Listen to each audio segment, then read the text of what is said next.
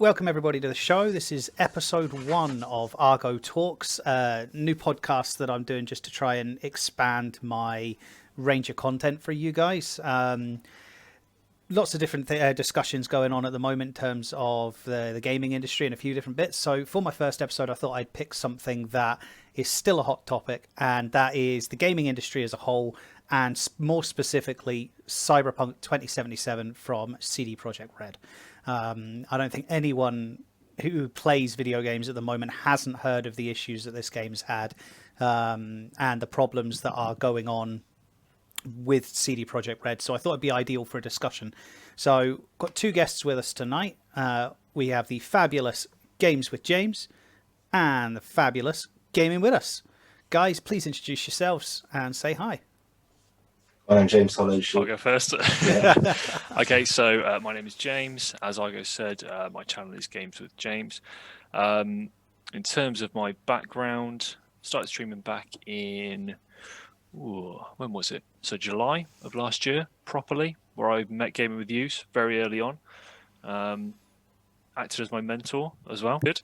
So I predominantly stream RPGs, horrors, the occasional competitive game. But if I prefer to play something, it is definitely RPG games. Hence the reason I wanted to talk about Cyberpunk. Good. My name's Game With Us. I've been a streamer on Twitch for about 2.5 years. Unfortunately, I don't stream as often as I would like, but I do plan to come back in February. Trying to play a lot of story-based games, such as Horizon Zero Dawn, Last of Us. I will openly admit, full disclaimer, I haven't played Cyberpunk, but I have a very strong opinion on it, and I look forward to discussing with these fine gentlemen. It's going to be good fun. Yes. And give a quick introduction for myself. For those of you who don't know me, my name's Argonaut. I'm a variety streamer on Twitch, same as these guys. Predominantly playing story-based games. I have a retro segment and tend to focus on RPGs, adventures, anything with a real in-depth story, something to keep us hooked for a long period of time. But I think most people watching this are going to know all three of us, so we'll keep the introductions short and sweet there, and crack on. So yes, Cyberpunk. Now the release of this game was hyped to the rafters. I mean, the game was in production for what, 9 years, 8-9 years, something like that. Was in development and in production, and it's been one of these things that CDPR has just advertised and really hyped everybody up. But as most of you are well aware, it's one of these games, like pretty much every AAA title for the last 10 years or so. It's hyped up, it's advertised up, we all get excited, and then it lets us down on release. The downside with Cyberpunk is it's let people down to such a degree that it has probably permanently damaged CDProjektRed's reputation, and it is having a massive knock-on effect. So it's something we definitely wanted to talk about here. Cyberpunk has been hit with bugs, glitches, delays in the release in the first place. There's been real game-breaking problems with the game. It didn't look the way people wanted to. There's been subpar performance on the console market. It has, for lack of a better word, been a complete disaster for CDProjektRed. Now, I'm a big supporter of CDPR. I always have been. I've defended them in lots of different cases when it comes to not just this game, but games like The Witcher, and some of the necessary things that they have to do as a business, that a lot of people look at from the outside and say, how on earth can they do this? Same reason that anyone else does. They're trying to run a business. But they're one of the very few gaming companies I feel are as transparent as possible with their gaming communities, with the people who play their games, with the media around them. So despite the issues they've had, they're a company I always want to support and will support, and I like the fact they're trying to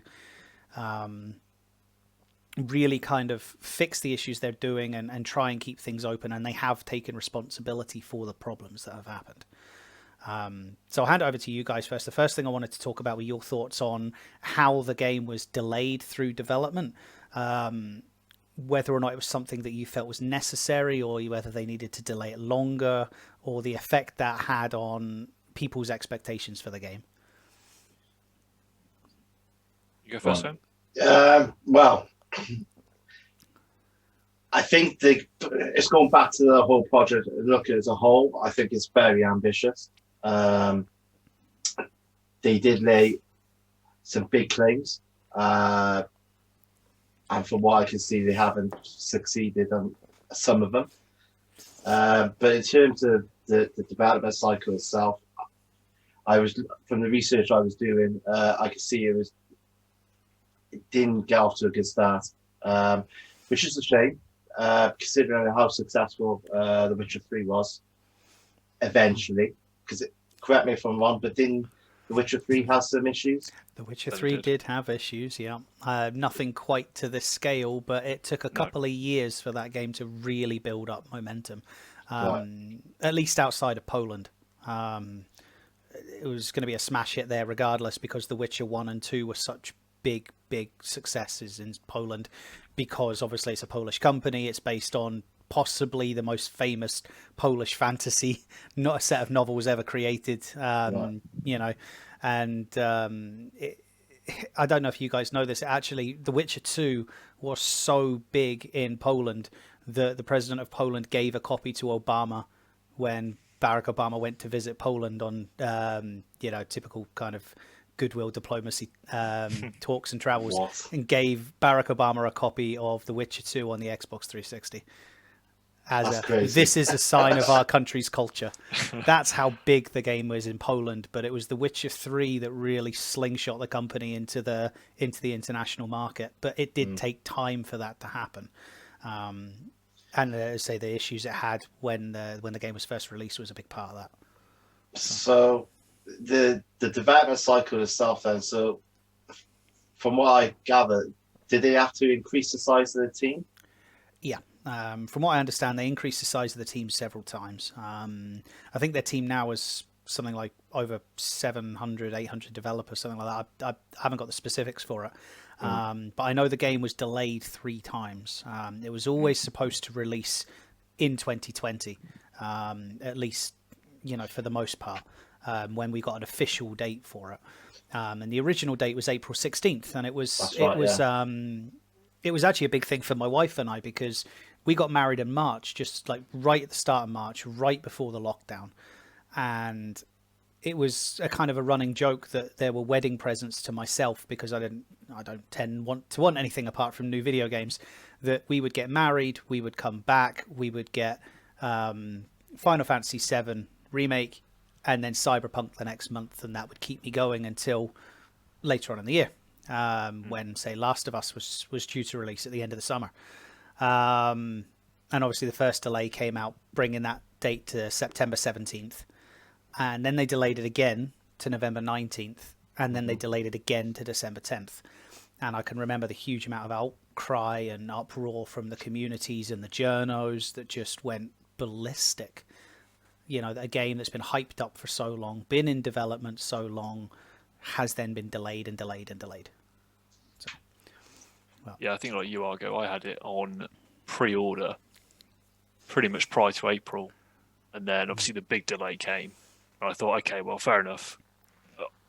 A delay is fine, so long as it's going to make sure that the game comes out in a state which is playable and a state which is what you expect it to be. I'm all for that. And then the second delay, I was like, okay, fair enough, fine, yeah, whatever. And then when it starts going on, you do get a little bit frustrated, because it starts to think, well, you know, you've had all this time. How much is an extra kind of month really going to make a difference? Yeah. But having seen the way the game came out, I wish they'd just delayed it further. Yeah, I think we spoke about this before. It's it's a funny old thing, because I agree with you. I mean, CDPR, they've got this reputation for delaying games. Because again, if I remember rightly, The Witcher 3 was delayed as well, because they wanted to get it right. They wanted to put the polish in. You can tell the people who not only run CDPR but also develop it they're not necessarily in it for the money. They are there for the passion of making games. That you can tell that by, even with the problems with Cyberpunk, you can tell that passion's built into what they've crafted there. So they definitely needed time. But I've brought this up with people before. The reason that the game was released in the state it was because of the execs. They've held their hands up to the public and gone, look, we screwed up. We told the developers, nah, we're going to release it now. After they put in for crunch, after they delayed it and this, that and the other. And there are several reasons for that, but I think one of the reasons that doesn't get talked about an awful lot, that the companies try not to talk about in the media and this, that and the other, is the reality that these things cost money. Yes. You know, the problem with something like a video game is you're going to have diminishing returns on it. Especially, you know, the secondhand market is a thing. Once any paid DLC is done, it will become a diminishing income from that video game. And as good as The Witcher 3 is, it's far past its peak now. And I know The Witcher 3 had a massive spike in sales thanks to the Witcher TV series. Interestingly enough, I think that's one of the things that allowed CDPR to delay the game longer, because the problem you've got with any business is cash flow. Yes. If they delay the game and delay the game and delay the game and delay the game, they've got not enough. If they don't have enough cash coming in to pay the extra wages, pay for the increases to the size of the team, they're done. You could have a company with millions in assets that closes overnight because they got no cash. You know, so, and it's not often talked about. So I think that was also going to be a big factor in the reason the execs pushed the game for release then, despite the issues. The other issue which they've held up their hands and said is that, and this is, to be fair to them, you can completely see why this is an issue. Every person plays a game in a different way. Every system is slightly different. Two PS4s don't necessarily run in exactly the same way because of what they've got installed on their hard drive, how the SSD or the hard drive data is mapped, what's currently in memory, this, that, and the other. So a lot of the bugs that people have been finding especially on the consoles, wasn't necessarily showing up in their testing, which you can forgive them for because it's hardly the only AAA title this has happened in. Yeah. But, I mean, I don't know about you guys, to the degree of issues that were still there, definitely should have delayed it longer if they could. It's one of these things where they crossed a line when they released it in the state they did. Yeah, I mean, like you were saying, they are a business at the end of the day, and you don't make money by not releasing video games. So obviously there comes a point where they must have just gone, look, we need to get this out because... This is it. I mean, think how much money it would have cost them for the advertising campaigns. Yeah. For the size of the team to develop the game in the first place, to get Keanu Reeves on board. Now, I know Keanu Reeves was one of these guys, and he has in the past turned around and gone, don't pay me, I'm all good. Put the money into the project. But at the end of the day, you know, the business side of it has to take precedence once your gaming company stops being four guys in your mum's basement on a Saturday afternoon. Once it becomes a business, you have to think of the business. And the three of us all know that from trying to develop ourselves on Twitch. So, you know, the one thing I wanted to talk about as well was the bugs in the release itself. Now, Owen, I know you've not actually got the game to have any personal experience in this, but is there any bugs that you have seen in your research and what you've looked at that really stood out to you that made you think, no, this is something they should have caught, this is something that should not have come out in the release? To be perfectly honest, not a lot. But it depends on what platform it's being played on. Obviously, the PC is a bit more polished. Still has its bugs, but from the research I've done, I've spoken to a few friends in work who's actually played it. He haven't had one bug, which is strange. But then another friend of mine in work has had multiple bugs where he's lost save files. He's actually seen his character driving the car, but you can't see the car. So I don't know if that's a common one. But if I was to lay out 50, whatever, how much you pay for it? 50 odd quid? I think it was, I think it's $49.99 or $52.99, something like that when I got it. I would be very disappointed.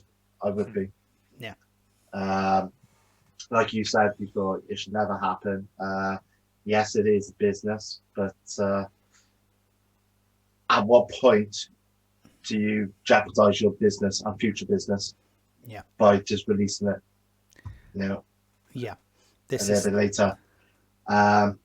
It's just like I said, bugs wise, it's like I said, the ones I mentioned are the big ones I've seen. Yeah. What about you guys? What have you seen? Oh, what about yourself, James?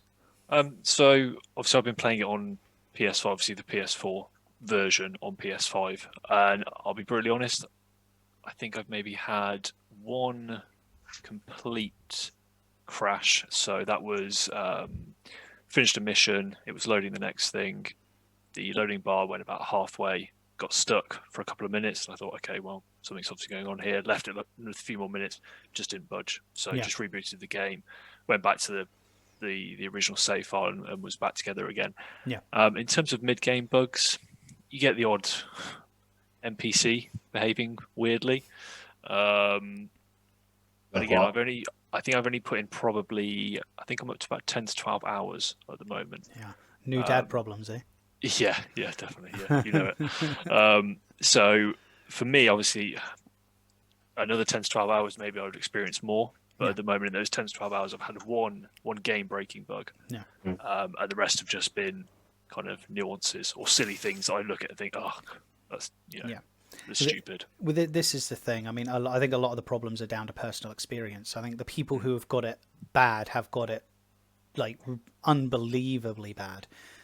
I think the people that have been lucky have had very little bugs at all, and I think the people in the middle have got bugs that are noticeable but not necessarily game breaking. They're almost forgivable to a level. I mean, what I've got on the PS4, I would say it's over the point of what I would expect, but for a game that's being hailed as the buggiest mess ever released, my personal experience doesn't match up with that. I mean, I think I put in about 50 hours in the game. Maybe about halfway through the campaign. The rest of it was literally just pottering around the city doing silly things, playing around with some of the physics engines, which aren't necessarily as realistic as the graphics may portray in the game. And I'm having a good giggle with it, and I've had large discussions about that as well. I've had a couple of crashes, maybe a dozen tops, where I'll get a blue screen and the PS4 will crash. Now, I'm on the PS4 Pro, which again makes a difference from the standard PS4. But I'm on an HDD rather than an SSD, and I have to say the loading times are exceptionally good, even for an HDD. Oh, really? Yeah.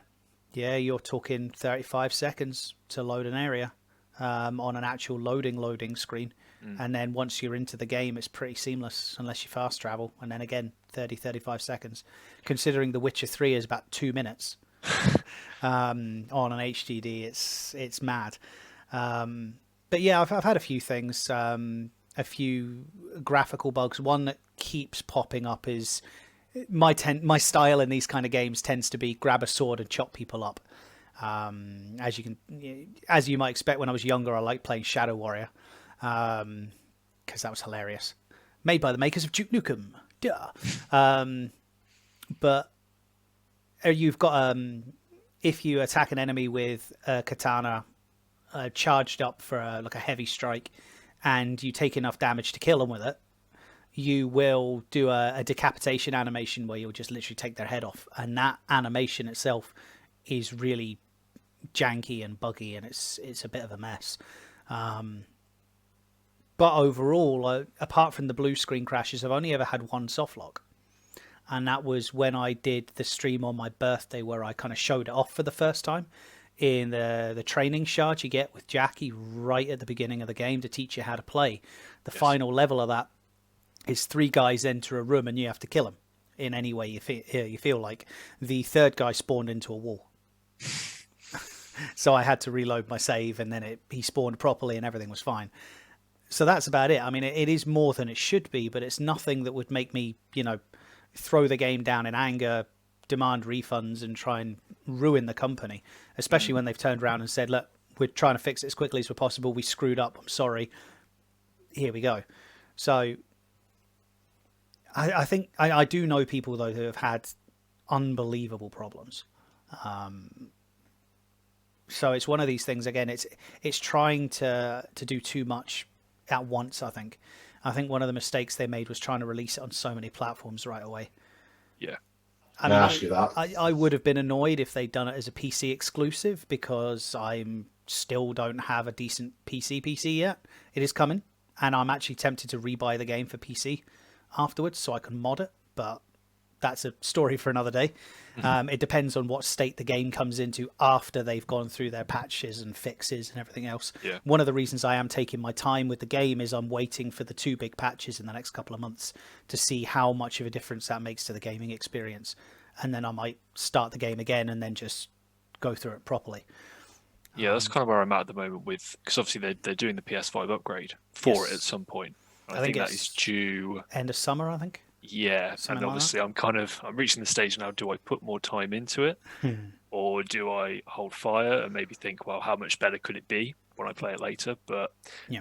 the things that I'm enjoying it, so I want to keep playing it, and that's the important thing. But bugs aside, the game is good. The actual the game itself is good, and I'm enjoying it, so I want to keep playing it. No, definitely. As I said, bugs aside, I'm really, really enjoying the game. The story is hugely engaging. Some of the side quests, I had a friend of mine turn around and say that he felt the side quests were a little flat. Didn't quite feel as connected as they do on The Witcher 3, whereas, you know, The Witcher 3 is very, very, all of the side quests almost feel like their main missions. Yeah. The way they're crafted and everything else. And, you know, he says he doesn't quite feel that with Cyberpunk. I have to disagree with him. I think there's a lot of character to the side quests, but I think the issue he's having is the way it's delivered. He's used to The Witcher 3. You literally travel up to a person, speak to them in person, you get a face-to-face cutscene, and then you go and do the mission, which is usually go here, kill this thing, go back. Typical RPG tropes, but with good story around it. In Cyberpunk, you get a phone call, you know, to deliver all these side quests, which makes sense considering the setting. So I find it hard to kind of punish the game for that, because that's what they were going for in the first place. Yeah, I think RPGs do sometimes suffer from that. Right, travel here, do this, do that, travel back, go here, do that, travel back. But the side quests that I've done they don't feel like chores as such. You kind of want to explore them, and you want to find out what's going on. Yeah, I mean, without too many spoilers for Owen here or any viewers who haven't played it, one side quest I would recommend to anyone is the side quest with Delaware, the taxi, the AI taxi. If you've not done them yet, James, definitely look into them. They're one of the early side quests you start getting, and you know, Dell basically gets you to explore the city, so it's one of the catalysts quests for go and explore the whole world we've crafted for you. Right, okay. And it's really, really fun. There's some really cool Easter eggs in there as well. So Delamain's quest is definitely something I would recommend. Anyone who starts the game, make that sort of one of the first side quests you do as soon as you get access to it. Because one, you get to explore Night City, which even with the reduced graphics on the consoles is stunning. But it's a really, really fun side quest. I'm all over that then. So the other thing I wanted to talk about then is because I know we've kind of already started discussing some of the things that I had further down on my notes in terms of the reasons behind the kind of buggy release and the difficulties the execs may have.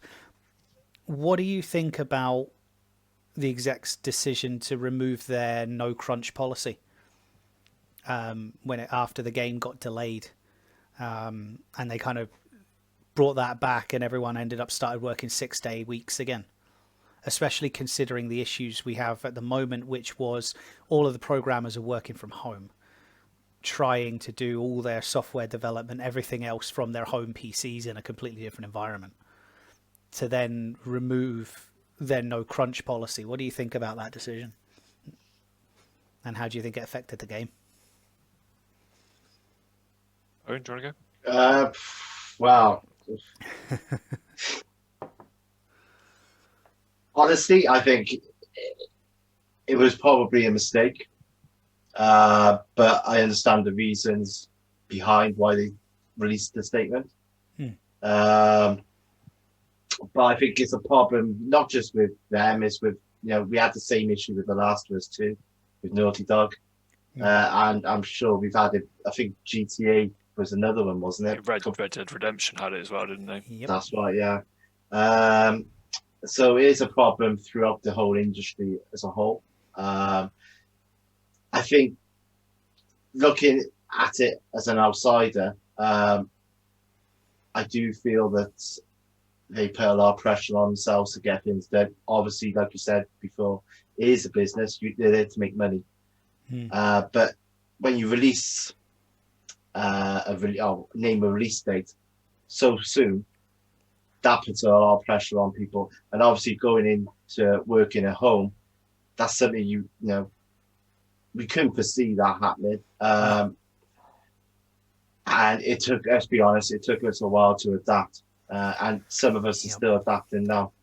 I know that feeling.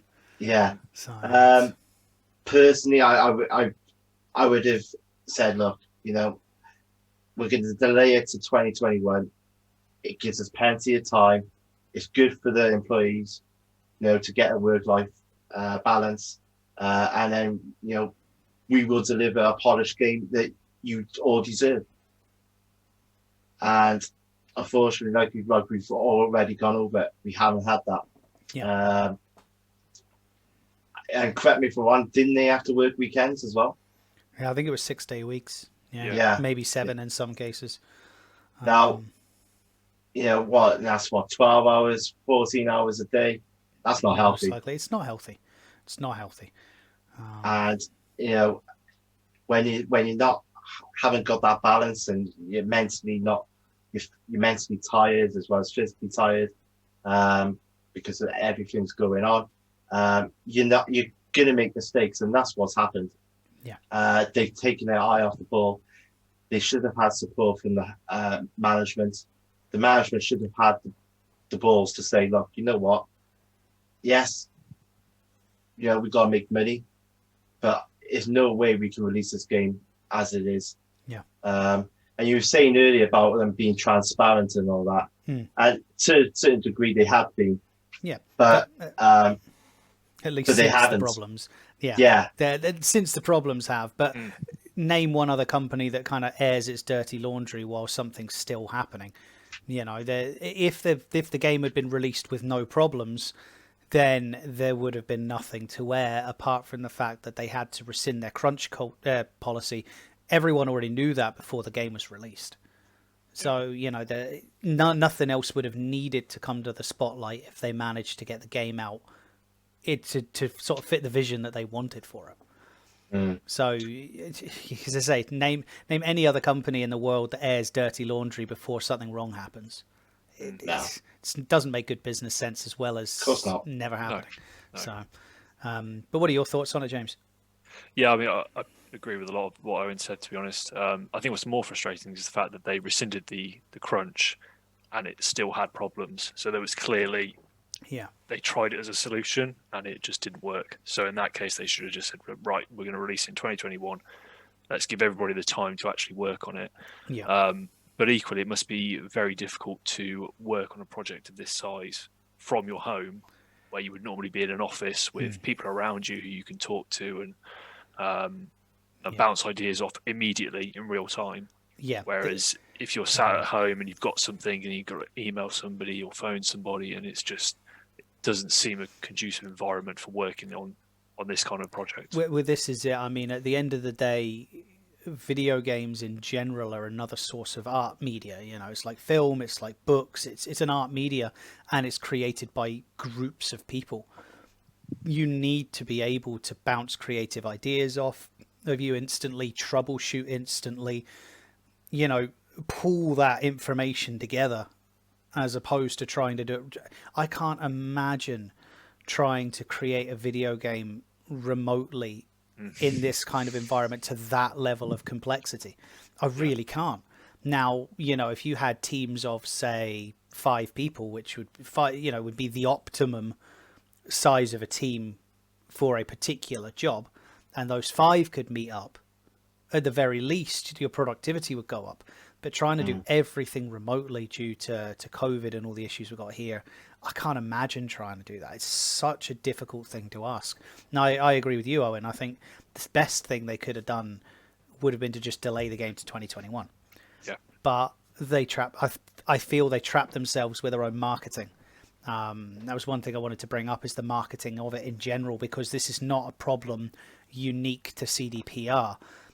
Every AAA game I can think of off the top of my head, at least in the West, has fallen victim to this, where they have marketed themselves into a corner. They've hyped themselves into a corner. As you brought up, Owen, Naughty Dog shot themselves in the foot big time with The Last of Us 2. I'm sure that'll be a detailed topic for another day. It would be a deep dive discussion on that game and everything that comes with it. Despite the good things about that game, I don't think it was necessarily a wise idea to tear the fan base in half. But it wasn't necessarily that itself wasn't necessarily caused by the game. I think an awful lot of those issues were spawned from the marketing of the game. Potential deceptive marketing, and this what's the word? It's like the pendulum effect. Right, you overhype and overhype and overhype, and either some people go far off to one side, where if the game isn't their own personal vision of perfection, then it's trash, or the pendulum swings the other way and they don't care anymore, and you've lost that potential buyer. You've lost their passion for the game. And I think AAA titles especially have fallen into that trap of too much marketing and putting too much pressure on themselves. There's I don't know if you guys are familiar with the theory in engineering and software engineering specifically, and that's the iron triangle. Mm-hmm. You heard of that, James? No, you have, Owen. So you've got three points to a triangle. On one edge, you've got time or your schedule. On the other side, you've got your scope or your complexity of what you want to do. And on the third side, you've got your budget, the resources to do the job. So it's one of these things where in a perfect world, you expand one, the others expand with you. The whole triangle stays rigid and even. The problem is it's one of these ideas that's great on paper, but rubbish in reality, because everything goes wrong. Everything will always go wrong. I think I read somewhere or someone told me a while ago that when it comes to something like software engineering specifically that we're talking about here, and the dev team gives a company, we should be able to finish everything by X. They've already doubled their time scale from what they think they can do. And then the devs double it again, because everything goes wrong. Something's going to cause an issue. This is going to need to be changed. Someone's going to go off sick. COVID's going to happen. All sorts of issues here. And it's one of these things where the ideal solution would be to force the triangle to warp and focus on 2 out of the 3 sides. So in the case of Cyberpunk, again, it's a classic example of trying to increase the scope, increase the budget, and increase the time scale at the same time. And it didn't work at all. So it's one of these cases where maybe they should ignore time. Don't give a release date. Hype the game up. Tell everyone it's coming soon, but we're not going to tell you when. Have everybody on the edge of their seat. Spend all your time and energy on the scope and put whatever resources in you need to do to get your vision of what you want, and leave the time open. And then there's no pressure, or less pressure, as long as the resources hold. Or keep the scope less of a secret. Again, like a lot of these other games do, they go into so much specifics about what is in the game before the game's even released. They promise so much. Game companies spoil things about their own games for flash marketing and this, that, and the other. It's like film trailers in the movies. They always show the best bits and that's it, which is a huge mistake. But that's, it makes them a ton of money, so they don't see it as a mistake. Because it's all short term, So if you keep that blank, focus on your resources, fit your release schedule that you've already organized, the game can come out not quite as you have envisioned, and the customers will still buy it and they won't expect any different. So I think that would be something that would really help CDPR, any other gaming companies that are having these issues. But they don't. They stick to the rigid triangle because that's the way it's always been done. Crunch is there because that's the way it's always been done. And the reality is, as I mentioned before, games aren't created by a team of 15 people in a small office anymore. You know, these are multi-billion-dollar companies in some cases that need to run in a better way. Yeah. You know, managing expectation is the other thing as well. As I say, kind of going back to what we were talking about before. Do you guys? What are your thoughts on this idea that so many AAA titles now are trying to subvert expectations, or they, so do something completely unexpected? And how many times does it blow up in their face again, like The Last of Us 2, or say go the other way, where which is what I think's happened with Cyberpunk, where they hype themselves up so much that it is impossible for them to meet the expectations of their communities. So, go on, James. I was just saying, there's got to be a balance there, and I think a particularly good example of how a game release should be done, based on hype and based on time and everything, is Ghost of Tsushima, because that has basically, it was released on time, as far as I'm aware. It pretty much came out the way it is now, the day it was released, and it is a fantastic, beautiful game that a relatively small company did. I don't think they weren't particularly huge, but they did such a good job on it, and that's kind of, whenever I look at games now, I think it should just be that kind of model. They hyped it up just enough so that people are excited, but they did it in such a way that the expectations would be met. And I have to agree with you there. It's despite the fact that I really like The Last of Us 2, I think Ghost of Tsushima should have taken the Game of the Year, because it's one of the very few games this year that hasn't just met expectations, it exceeded them. Yeah. The vast majority of games, and I'm not talking just AAA games, the vast majority of games this year have struggled to even meet the expectations that they set for themselves with their own marketing. Ghost of Tsushima, I haven't heard a bad word against. No. It's just been nothing but praise from everyone who's touched that thing. The people who made it should just be very, very proud of themselves. Yeah, absolutely. That's how you do it. Yep. Big companies take lessons. Well, that's another game I haven't played, so I'm saving that for PlayStation 5. I haven't got that one. I'll get that one at some point, but I've got such a backlog. It would be silly for me to buy it just now. But I definitely will get to it. My only worry with it is Soulsborne style games don't really click with me, so I'll be one I'll need to try before I buy, I think. I'd say it's more in line with The Witcher than a Soulsy kind of game. I'll say that much. In which case, I might have to get that at some point. Then. Yeah. So, in terms of a couple last things before we kind of crack on to well, we've kind of hit some of the big issues already, but in terms of CDPR and the way they manage the situation of the Cyberpunk's release, that's what I wanted to talk about next. What do you guys think they did right when it comes to how they approached the problems that happened upon the release of Cyberpunk? Because we know that obviously they released a broken game, and that in itself was a mistake. But in terms of the aftermath and how they handled things after that, what do you think they did right?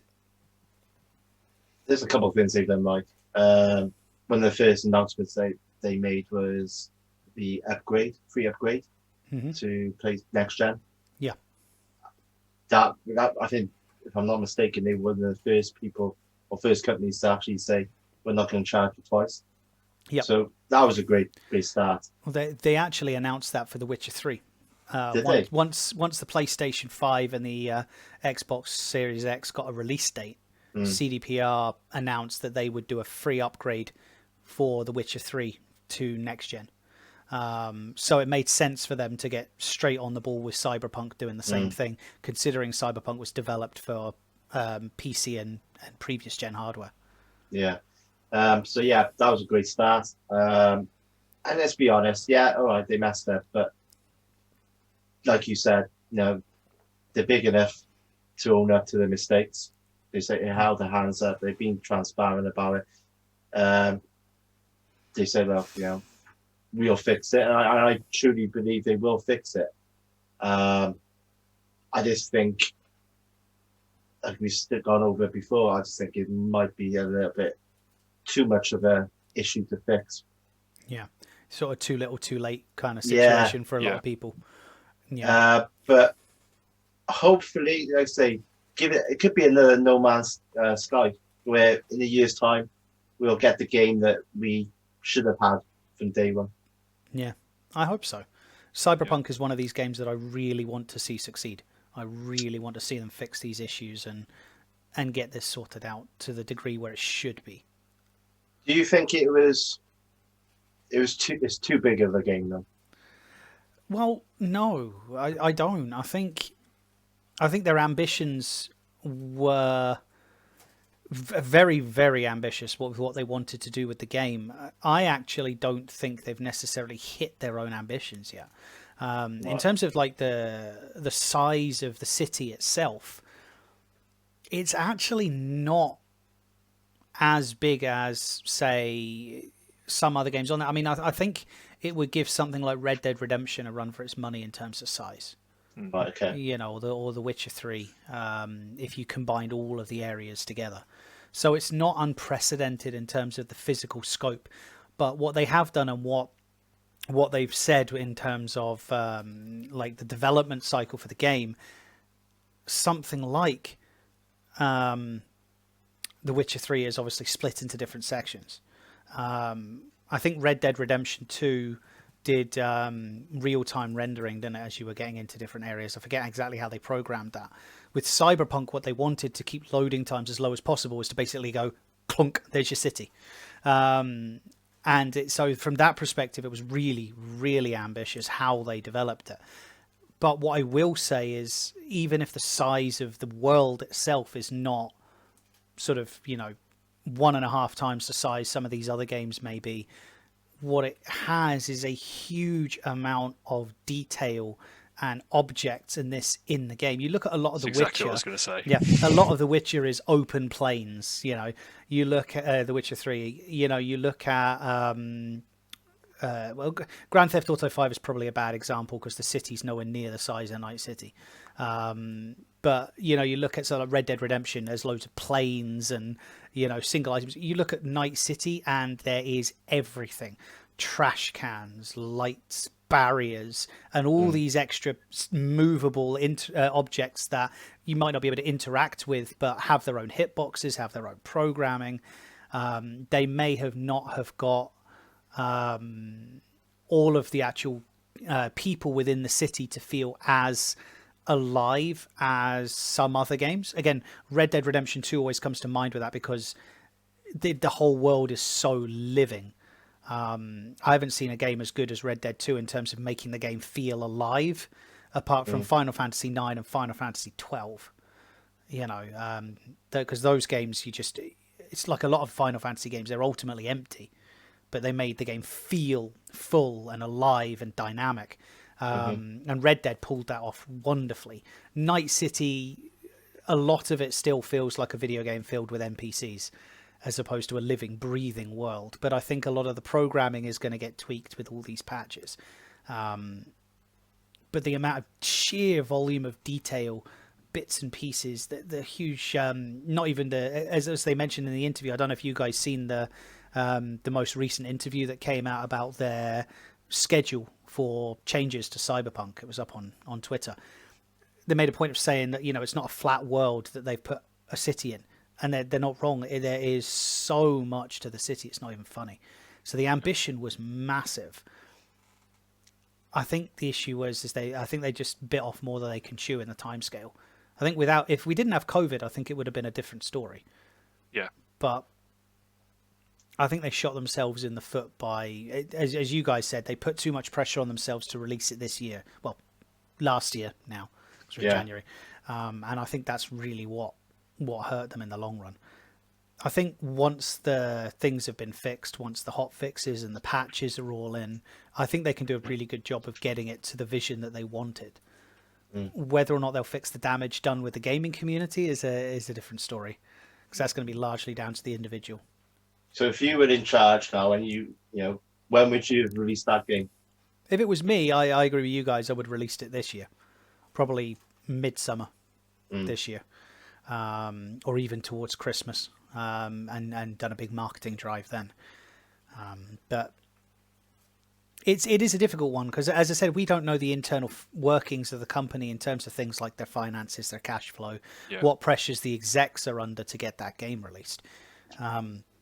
Excuse me. And you can tell they were under pressure. The development team said, we need more time, it's not finished. And the exec said, no, we need to release this game. So there was obviously pressure from one point or another pushing them to get that released. Another thing I think they really did well, though, as you said, Owen, about things like their free upgrade and how transparent they've been now, the problems have actually come to light. I think what they did well as well was offering refunds on the game, on the digital version.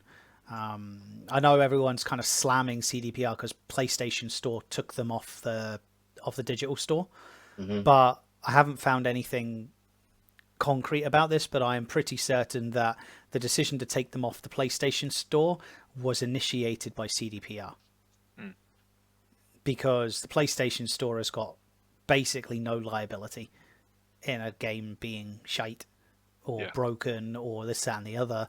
And there are so many games up there that, despite being maybe not as broken or buggy as Cyberpunk maybe, or as broken or buggy as Cyberpunk is, are Anthem, cough cough, are still up for sale and still making money for PlayStation.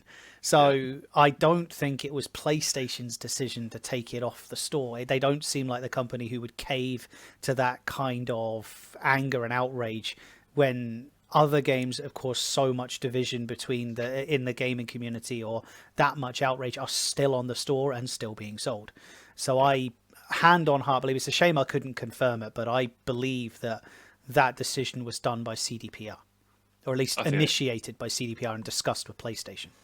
I think that makes sense. I think from PlayStation's perspective, it's on the store, people can buy it, they'll make money from it. So I think it was that one feels of like driven by CDPR. Yeah, well, if they made the decision to refund digital copies of the game, which is unprecedented, no other company's done that. As I said, I will go back to this until I'm dying in a grave. BioWare and Anthem is possibly the biggest cock-up in recent video game history in my eyes. I would call that more of a balls up than Cyberpunk, to be fair. But then again, I've felt betrayed by BioWare ever since the end of Mass Effect 3. But so that's a story for another day.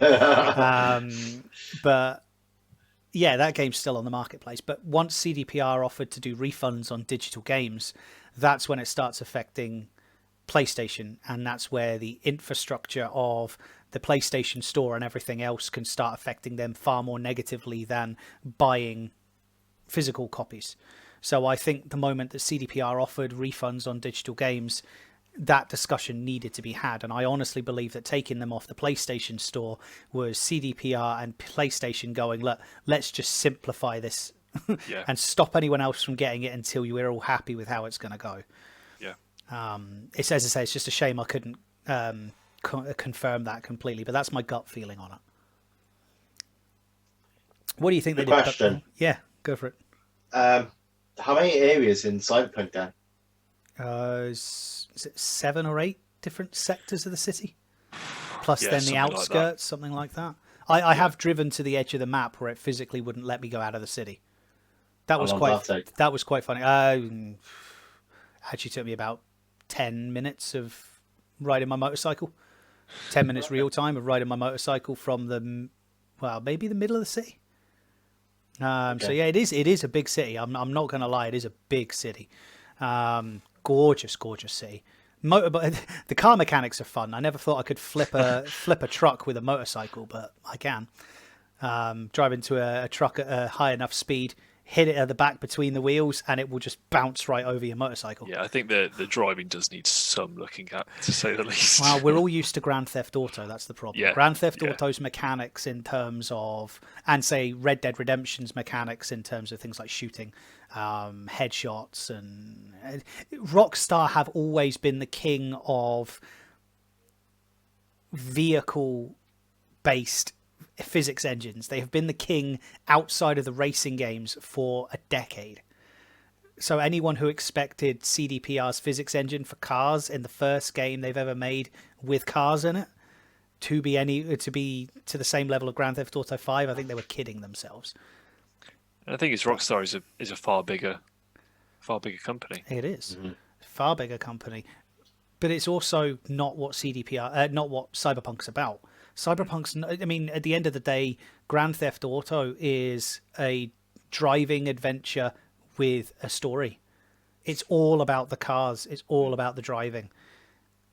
In Cyberpunk, it's all about the story. The driving is your vehicle, literally, to get from A to B. It's cool, it's funky, but it was never the focus of the game.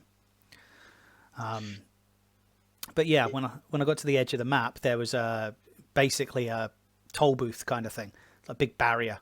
I ran past the barrier, and all the guards there shot me and killed me. So you can't leave Night City. Is there any way to not do the driving? Can you have it like automatic? And you can fast travel. fast travel, As you explore the city, there are fast travel points. Works exactly the same way as The Witcher 3. You discover more fast travel terminals, and you just go to a terminal, and you can pick any other terminal you've already discovered. So you will need to drive, but as you explore the city, the need to drive just becomes less and less and less and less. Yeah. okay. I don't know about you, Argo, but I do find myself, if I can run or walk to a quest, I will do it purely because of the detail of running through the city, looking around at the skyscrapers, the flying vehicles, and all that is pretty awesome. I do like getting from A to B on the my motorcycle, though. I bought a motorcycle, so I'm going to use it. Plus, I don't know if you've done this before yet, James, if you destroy your own vehicle, do you know how much it costs for the insurance company to replace your vehicle? 100 eddies. Oh. Only 100 eddies. I found that out by accident after I crashed my motorcycle and it blew up. So now I tend to get to my objective and not brake and purposefully crash the bike, go flying it headfirst into the objective, and let my bike blow up if it blows up, and then just replace it for 100 eddies. It's hilarious having V launched through the air, flying into the wall, just where you're supposed to go in and start doing a stealth mission. Take out enemies like that? Unfortunately not, but it is hilarious to see her fly through the air. That would be cool. That is very cool. There's a lot about that game that is cool, but that's the point. It's supposed to be cool and dark and sexy and gritty and nasty. It's a dystopian future, you know, and I think they pulled that side of it off very, very well. So well to the point where I'm actually refusing to play the game around the children. A rule which was originally in place for things like The Last of Us and eventually got eased because I wanted to play the game and then they wouldn't bog off. So even The Last of Us 1 and 2, I ended up playing bits of it around the children. And Cyberpunk, I'm like, now I'm into story quests. I can't do it. So, you know, they really did get that aspect of it very, very well. What do you guys think they did wrong in terms of their damage control? Call it damage control. What do you think they did wrong? I think you touched on it, to be honest. They just overhyped the game. What about after the release, though, Owen? After release? Yeah, after the release, once the problems were all found, what do you think they did badly? Well, I know what I would have done. I would have taken the game off altogether. And I would have refunded every single copy. And I know it's a business and you got to make money, but I'm thinking long term. Like a complete product recall. Yeah. I know that's unheard of. That's mad. But this is how serious the issues are. Yeah. Don't get me wrong. I've been looking, as you guys have been talking, I've been looking at the reviews, and it's been getting some decent reviews, but then it's mainly getting all the best reviews on PC. Well, that was the main platform they developed it for. Yeah. I think you guys made the point that realistically, they shouldn't have released it on last-gen consoles. I don't necessarily agree that they shouldn't have released on last-gen consoles.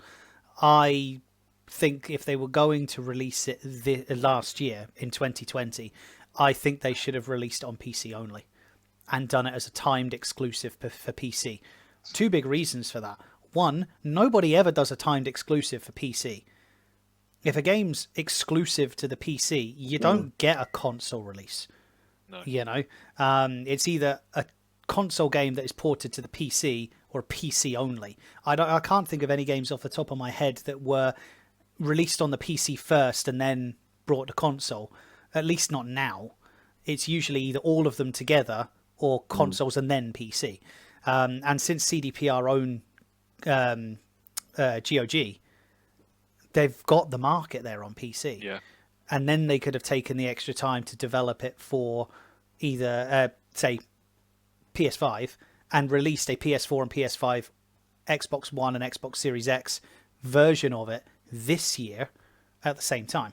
I would have been annoyed because I don't have a gaming PC. However, that would have avoided a massive amount of problems and allowed them to fix the problems in real time while still having an income. Yeah. That's what I would have done if it was me. If it was that essential to release I it. think that's probably the right thing to do, to be honest. Yeah. Yeah, because I was reading earlier they're looking at lawsuits as well. I think they've had 2 lawsuits filed against them. Yeah, it's like class action lawsuits against them for was it misrepresentation and false advertising and things like that. Yeah, exactly. And that's just that's a whole new can of worms. Well, question: if that's the case, did anybody ever sue Konami at the release of Metal Gear Solid 2? If we want to talk about deceptive marketing practices, because this is what I tell everyone who went off their nut about the deceptive marketing for The Last of Us 2, which I completely get why they did that. There was such a big part of the game that they didn't want spoiled, but they still wanted to advertise parts of the game that if they didn't do the character swaps would have been spoiled. But a lot of people just took that really, really badly and crucified Naughty Dog for it. And then I just hold up Metal Gear Solid to them and go, but look at this. Did this not happen with that? Or ask them, well, what do you think about Metal Gear Solid 2? One of the best games in the series. I'm like, what about their deceptive marketing? What do you mean? And well, all the marketing for the entire game was Snake. No one knew Raiden existed until you woke up as him in Metal Gear Solid 2. And I know plenty of people who basically threw their controller on the floor at that point, walked out. Because as even with Revengeance, out Raiden is just a loser in comparison to Snake. This just is what it is.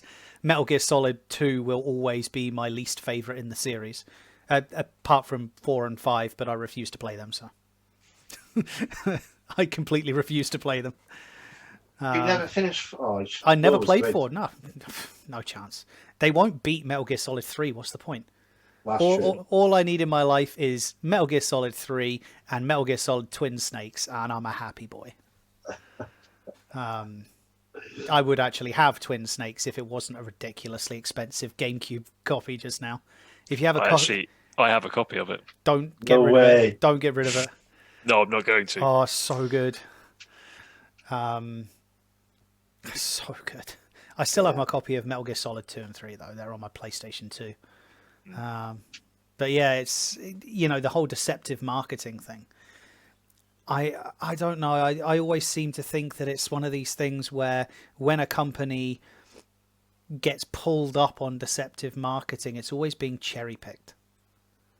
Almost every company on the planet, its marketing is always riding that line between deception and reality. They put so many laws into place to try and protect consumers from misleading and deceptive marketing.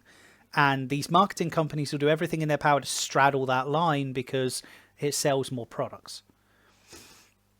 So, I mean, you could say any game under the sun. Think of every game that's advertised in E3. Name one that looks better after release. Or do they all look better at E3? It's one of these things that you should expect. You should never expect what's being marketed to be the reality. And it's like people just accept that for everything else, but forget about it for video games, or particular video games that they decide to wage war on. I mean, here's a question for you guys in terms of not just Cyberpunk, but the gaming industry in general at the moment, because I'm sure the three of us have had this discussion before. An awful lot of the gaming community just now is so toxic. It is not even funny. It is becoming one of the nastiest communities to be part of, as much as it shames me to say it, because there are so many amazing people in the gaming community. And whenever you see the gaming community in media, it is an absolute cesspool. You know, look at the likes of Anita Sarkeesian. Now, I'm not going to get into discussing her particular politics because this is the wrong podcast for that. But the way she goes about trying to put her point across is such a venomous, nasty way of doing it.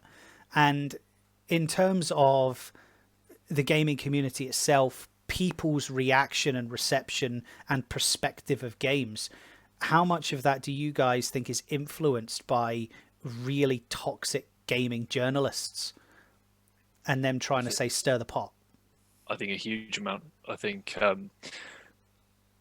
things everybody has an opinion, and the more outlandish your opinion is, or the more kind of the louder you can be about it, it gets more clicks, it gets more likes, it gets more shares, and that's what people are looking for. So I think sometimes when reviewers come out and they review games and they use things like, this is the worst thing that's ever happened. It's not the worst thing that's ever happened. It's just it's a game at the end of the day. It's like the newspapers in the UK going, it's the worst snow in human history. Yeah. I'm like, there's like 3 inches of snow on the floor sharp. It's what journalism's become, isn't it? It's funny. It makes me think of the Anchorman every time I see a headline now. It really is such an accurate depiction of what journalism has become. But again, gaming, I thought, was one of these that was immune to that, and it seems to have gone down the same road. But what about you, Owen? What do you think about the whole gaming journo angle? Believe it or not, I don't pay any attention to any of it. My opinion is all that matters, and that's it. Yeah, I don't care what they at the day, like we were talking about Last of Us 2. My opinion on it. We'll go into it another time. But yeah, in terms of how it's portrayed, like if you go back in history, gaming as a industry has always been looked at as a dirty word. Look at all the stuff that you can't play GTA because it's corrupting the kids' minds and stuff like that. One of those cobwallets. Oh yeah. I look back at my time as a gamer, and one of the very first games that sprung to mind, was Civilization. That taught me about history, everything, different cultures. So I always look at it as a positive. But you look at these people, and the things they say, like James just alluded to, they're just doing it to get clicks. Yeah, I think the. It's funny to kind of kick the media that the three of us are in, but the YouTube / streaming platform has given so many more voices to so many people. You've got a huge amount of names I could rattle off of people who have become near enough professional gaming journalists just via their own YouTube channel as a platform. Their voice suddenly carries weight to a lot of people. And there's so much pot stirring, so much pot stirring. I've had to unsubscribe to so many people because there's just nothing positive. It's all backstabbing and bitching about someone else, and someone else did this, and this is a terrible person, and it's awful. And it bleeds into everything and everyone. And what makes it worse is I know for a fact that some of these gaming companies look to these influencers and journalists for advice on their games. Because obviously these people represent the gaming community, and I'm sitting here going, not in my experience, they don't. They represent an angry comment section on YouTube, but they don't represent everyone I know. And it's mad to see how much, again, to be completely fair, it is an industry caving and giving power to the journalists for that industry, which again happens in other industries. How many film companies give in to pressure from critics, or or food companies giving in to pressure from health critics, or this, that, and the other, or a mum who doesn't like this, or a dad who doesn't agree with this, And it's a funny old thing because these companies won't turn around and go, no, it's a private company. We'll do what we like. We're following the law. This is what we're going to do. Exactly. Because the influences will cause them to lose too much business. It's safer to pander, which is a bit of a nasty situation to be in, because that just detracts from the quality of for everyone. You know, you guys are my kind of age group. Well, James is a bit younger, but I'm sure you guys have noticed the decline in the quality of video games over the last 20 years. In terms of creativity, yes. In terms of timeless pieces of art. Really, something that will be played forever. Right. Like I watched a video the other day talking about the greatest video games of all time, and they were I won't name the channel. I probably made a boo-boo by mentioning a certain someone before anyway, but they were talking about the greatest game ever made, and they both agreed it was Tetris. As much as I have to agree with them. You know, Tetris was, what was it, 1984? Tetris released, something like that? 82, 84, so around Something then. like that. Around then, early 80s. And it's still played now. Yeah. Nearly 50 years later, it's still played. It's still good. It does one thing very, very well. And I think games can shoot themselves in the foot by being too complicated. This is why I still go back and I play games from the late 80s, early 90s. I still play Sonic the Hedgehog on the Genesis. I still play Final Fantasy IV from like 92.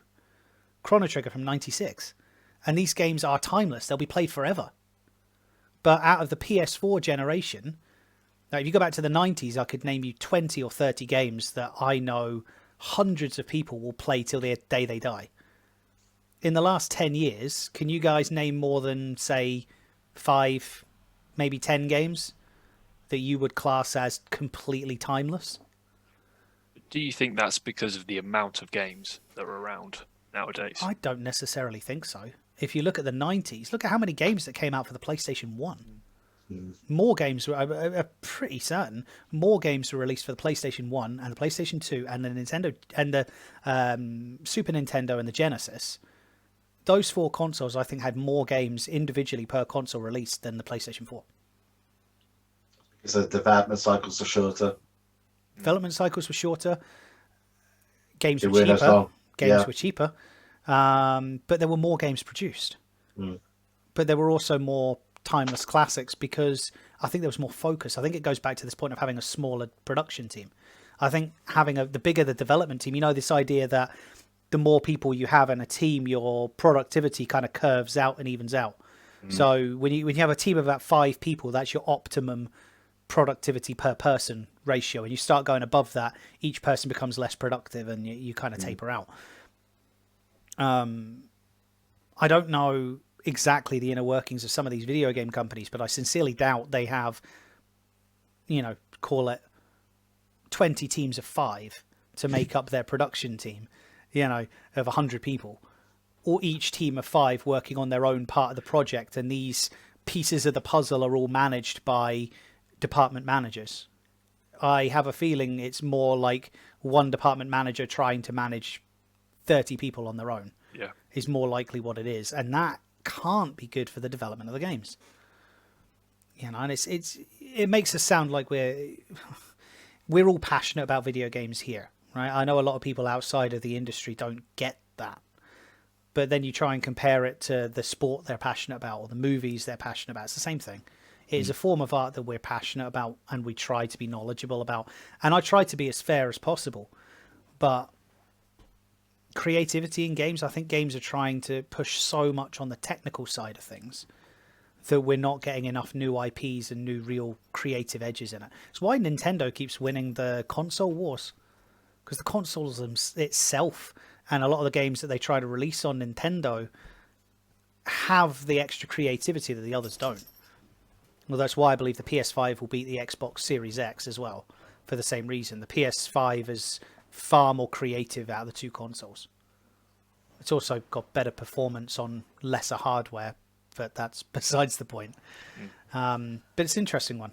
It's an interesting one.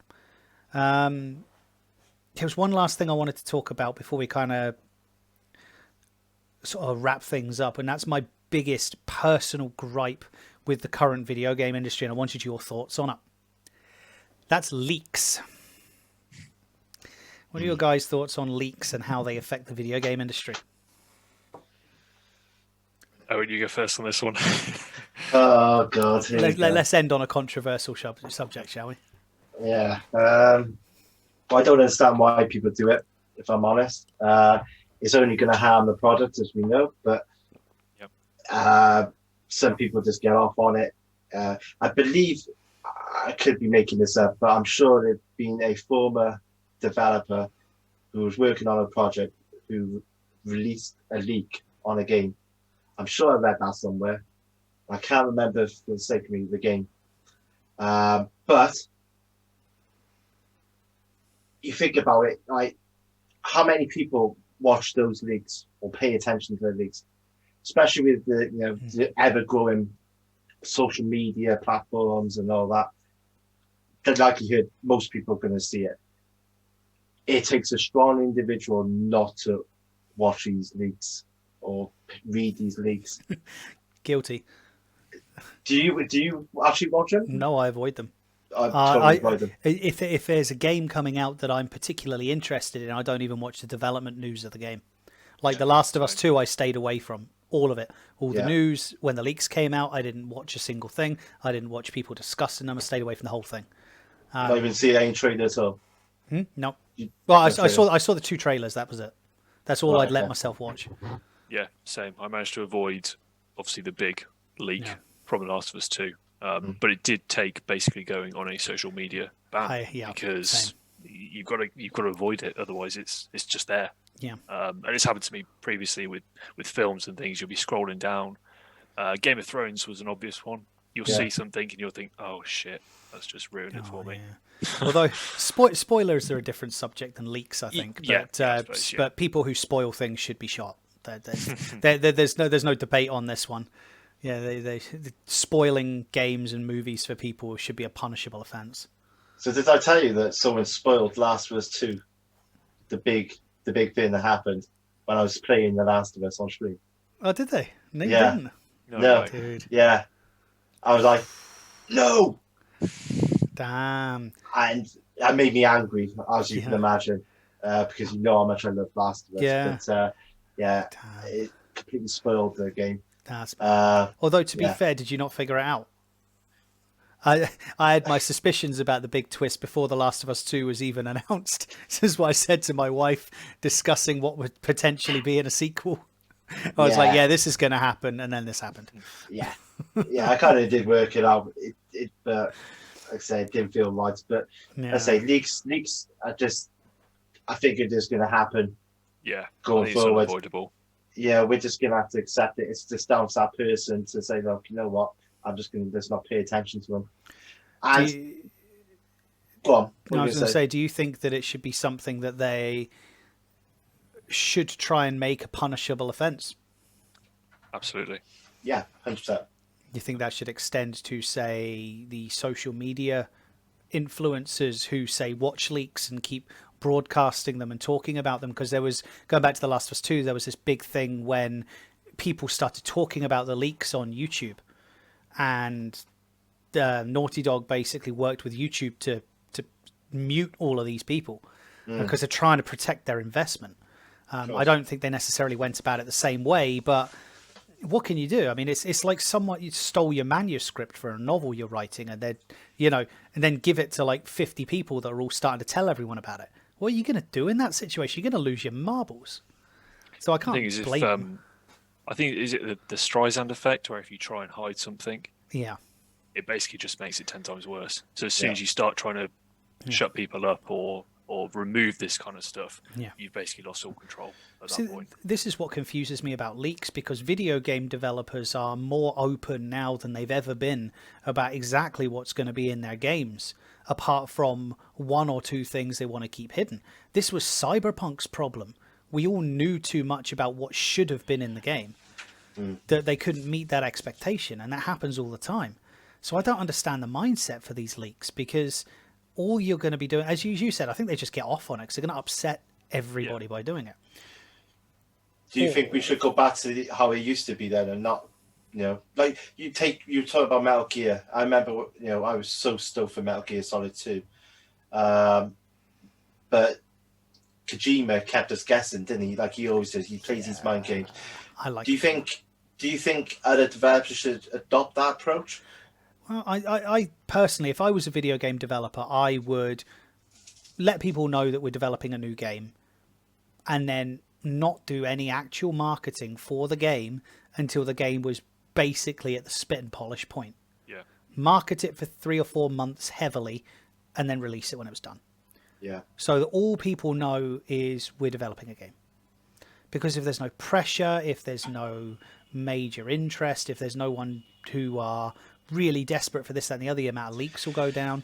But the problem is doing that, the video game companies think this will affect sales because they're not getting everybody to do the pre-orders and this, that, and the other. And I don't get pre-orders. If people are going to buy a game, they'll buy it on release date. If they're going to pre-order it and you give them a release date a year in advance or 3 months in advance, they're still going to pre-order it. Yeah. Yeah. And they don't take the money for your pre-orders until they dispatch the game when you pre-order through something like Amazon, which most people do. So it's not even like it's putting extra money into the pockets of the game developers. No. So I don't understand why that would be a problem, but obviously it goes down to this mindset of the more marketing, the better. Now, as someone who did study marketing for a while at university, the one thing they stated in university is there's very few ways you can accurately track whether or not your marketing campaign has worked. If more people come to you after you've done a marketing campaign, it might not have all been to do with the marketing campaign, but still people will pour money into it. And I think the video game industry would benefit if they stopped doing that quite so much. The other option, in terms of the leaks, though, this is kind of going down conspiracy theory territory, because I've heard a lot of people talking about it. Personally, I don't believe it. I think it's malicious. But a lot of people suspect that leaks are done by the companies themselves for shock marketing. Yeah. Personally, I don't buy that, because every single leak I've seen has done more damage to the company than good. And despite the fact that video games companies can make mistakes, for the most part, they're run by intelligent people. I don't buy that at all. Yeah, apart from EA, but Okay, start on EA. nah, we could. The thing is, we all joke, right? We all joke. The reality is, the people who run EA are very intelligent and they're very good at making money. They know exactly what they're doing. They do. They know exactly what they're doing. I don't agree with them. I think they're one of the most morally awful companies on the planet. But again, we'll save that for another podcast. I think we'll have an entire podcast dedicated to bashing EA. Man, that's going to be channel suicide for me, I think. Right, on the note of killing my own channel before it's truly begun, let's end off and finish this up for the night. Yes, I don't know if there's much more to really do. We kind of wrapped up most things as we went. One thing I would ask, as I know, Owen, I know you've not really played the game much, so this is a bit irrelevant for yourself. But James, based on what you've played on Cyberpunk, before we go, what would you say are the biggest 3 pros, the biggest 3 cons, and your overall score out of 10 for Cyberpunk? Based on the small amount you played. Let's go with pros. And so pros is the detail of the game. The fact that I can sit there and just look around me and there's just everything going on is incredible and very immersive.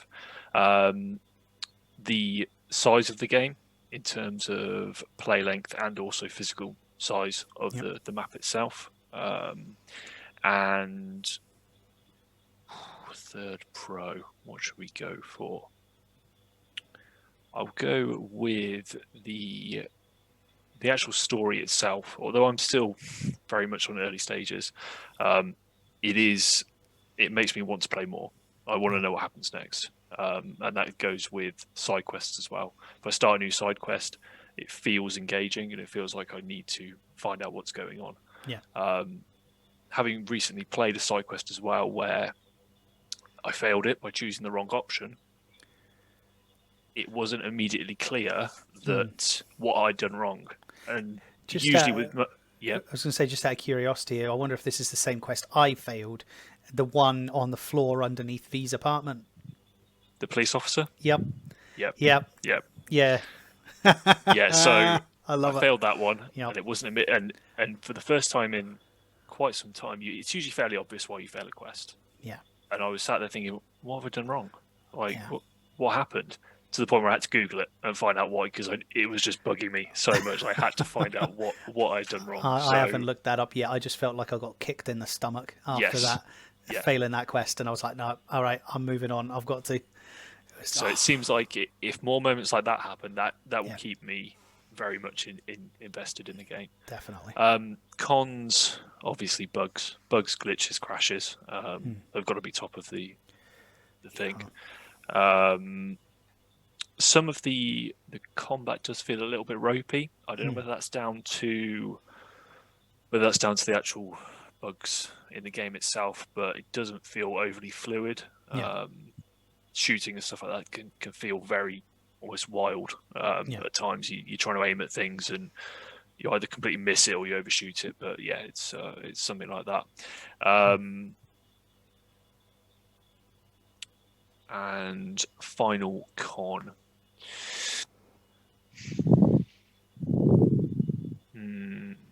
Let's go for wishing that the PS5 upgrade, could have been ready earlier. Sure. Because now I bought it having had a PS5 and thinking, right, in a couple of months' time, I'll have a fully fledged PS5 Cyberpunk game, and now it's going to be potentially another 6-7 months down the line. Yeah. And by that time, I would have completed the game, and I hope there's enough potential for replayability. But I can imagine so. we'll see that as it comes. So, in terms of score, then, current playthrough, 10 to 12 hours, bugs encountered, and overall enjoyment, I'd probably stick it around about an 8. Nice. Yeah. So you've pretty much touched on my personal ones, because if I was going to give my top 3 pros at the moment, definitely be the main storyline. So far, wonderful. And the fact that you can have branching quests for the main story. So, you do one main story point and then that goes into, say, 3 quests, and then they come back together again once you've done those 3. So there's an awful lot of fleshing out that you can do, and that some of these extra bits to the main quest are optional. So the way that the whole world fleshes out is really, really good. The world design itself is stunning. Absolutely stunning. I know everybody complains that the Xbox, original Xbox One and the PS4 standard edition Johnny Silverhands looked like he's just walked out of a caravan. It's just that kind of thing. I'm not talking about the graphics, but I'm talking about the actual design itself, the attention to detail, the lighting, the way that the city sort of comes together. It is exactly what you'd think of when you think futuristic dystopian city. It's dirty, it's manky, there's prostitutes everywhere. It's brilliant. The other pro I would really give it, apart from the obvious things like the characters, like anything with Johnny Silverhands in it, it's just pure gold. I haven't had a scene with him yet that I wasn't either wetting myself with laughter or just wanting to punch him in the face. Everything promotes that emotional response with him. It's brilliant. Is the diversity in terms of the play style. One of the cons I would say is, as we discussed in terms of the combat and things like the melee combat's a bit janky in places, but the sheer diversity of how you can play the game, like The Witcher 3, for instance. I know you can set Geralt up to be a swordsman or a sign guy or a potions guy, which then turns him into a sword guy or a signs guy. It all kind of comes full circle. Exactly. The build system is brilliant, but until you sort of basically break it to make him a completely invincible monster, it's 6 of one, half dozen of the other. With Cyberpunk, there's so much diversity in your approach to how you can play each quest, each style, especially with things like some doors open under one ability, some open under another ability. Some missions can call for stealth, but if you do it sometimes you can talk your way through a quest instead. And then the combat itself is so diverse. I mean, even if you look at not just the weapons, the attachments you can give yourself. Your arm attachment. Do you want gorilla arms? So you can literally just bash people to death. Or do you want blades coming out of your arms, which allows you to jump across the battlefield and skewer people, or blender them when you're close? Or do you want to stick a rocket launcher on your arm? So not even your standard weapon set, the actual design of your character physically makes a huge difference to your approach to each mission as well. I think that was really well handled, and I think once the combat and the bugs are tweaked, I think that's going to flow really, really well. In terms of cons, definite bugs. The other con I would say would be some of the things like the vehicle physics need some work. Even though they weren't going for like a hyper realistic GTA style, some of the physics are still a little bit odd. It still feels weird, doesn't it, when you're driving? I don't know if that's to do with the bugs or if it's just the engine they're using it. And then the melee combat itself. The melee combat being one of the ways I focus on games like this. The melee would be one of the big things for me. And I feel it's almost oversimplified. I know we have guns in it, and you have shoot and shoot. So with swords to have, or melee weapons to have light attack and heavy attack, you'd think that that would be enough. But I've literally come off a gameplay of Kingdom Come Deliverance, which has possibly the best first-person melee combat I've ever seen in my life. I think I'm spoiled. You know, if you guys haven't played that, play that. Kingdom Come Deliverance is by far one of the best gaming experiences I've had in the last 5 years. It's so good. Even though there's a lot of bugs in the game, similar to Cyberpunk, you know, it's still an incredible game. So yeah, with bugs in it included in the score, I'd give Cyberpunk something between an 8 and an 8.5, based on my personal overall experience. So, Owen, get the game. After listening to you guys, I'm going to buy it now. Oh, definitely. You will enjoy it. You will enjoy it. Oh. The only other con that really bugs me, that shouldn't bug me, but it does, is I don't know what it's like on your console, James, but you know the opening movie with Stan the Man doing his kill count thing for the city. Yep. On the PS4, when I first booted the game up for the very first time, it ran smooth as butter. Ever since then, that opening video drops frames. Oh, really? Yeah, it drops frames and is jittery all the way through. Audio's fine, but the video isn't. And I don't know what fixed it. The only thing that seems to fix it is pressing the cancel video button. You get about a second and a half of 60 FPS, and then it goes to the main menu. Yeah, I can't say it's been an issue. No, but it's such a minor thing, but it is there. Yeah. Hopefully they'll fix it in the first big patch coming out soon. So yeah, Owen, once the big patch is out in the next few days, I'm sure James and I will let you know how it goes. You have to get the game for yourself and sink all the hours of your life into it. Say goodbye to your children. What children? Oh, I wish I was that lucky. Oh dear. No, I love my kids. For the record, for all the millions of people eventually watching this video in 10 years time, when my political career is down the toilet because people have found this old post on YouTube. No, Argonaut said what? I know. 10 years he said what about his children? But no, let's end it there, guys. So Owen, James, thank you very much for joining me for the first edition of ArgoTalks. So hopefully it was fun for you guys to chit chat and delve into this as it was for me. Great to pick your brains on a few things and dig into one of the hot topics. I'm thinking next time I'm going to look at a deep dive into a specific game or a specific game franchise, like theme, story, like a proper sort of pick apart rumination. So I'll keep you guys in the loop with that. I would say I'd bring you guys back on as guests again, but apparently I now have a waiting list. So Really? Yeah. Mainly Goblin Factory. So we will figure things out, but I'll keep you guys in the loop. Thank you again for coming. Absolute pleasure. Absolute pleasure. So thank you again, Games with James. Thank you again, Gaming with Us. Have a great night, everybody, and we'll see you for the next episode of Argo Talks. Peace out for now. See you later.